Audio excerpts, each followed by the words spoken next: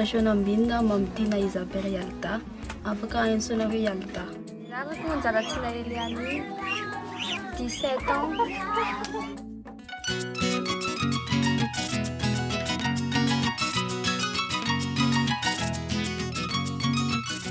Ianarako dia raha fitahinan'ny Menjanahary Elisabeth araka amin'ny 20 taona amin'izao. Rahasoanirina Alice 20 taona.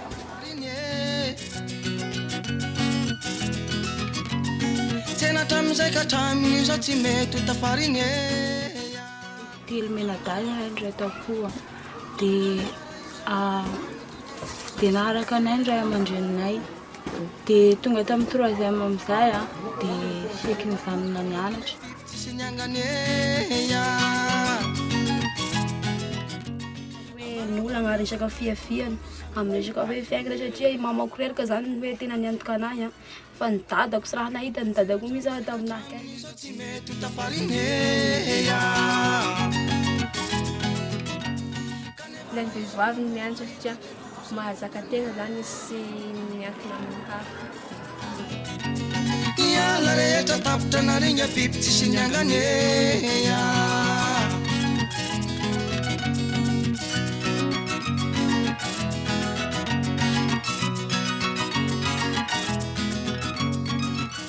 Na ny amin'ny hoe resaka madaorika na fagnampian'ny madaorika dia hita hoe tena nahafa-po ary visivitsy nga hoe hahita raha ohatran'izay koa aloha tamin'ny terminal amin'izay dia tena hita fa tena nanampy be anahy ireo satria na ny boky ny zavatra rehetra dia mba mitovy amin'ny zanaky ny rehetra hay misy ny madaorika.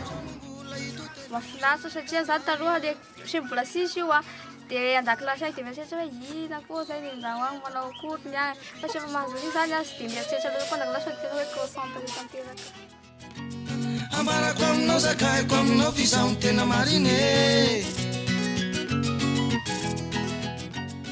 Mba tonga na hianatra mbola sisiko izao zany dia mba tonga mitazona iry koa hoe ho lasa dokotera.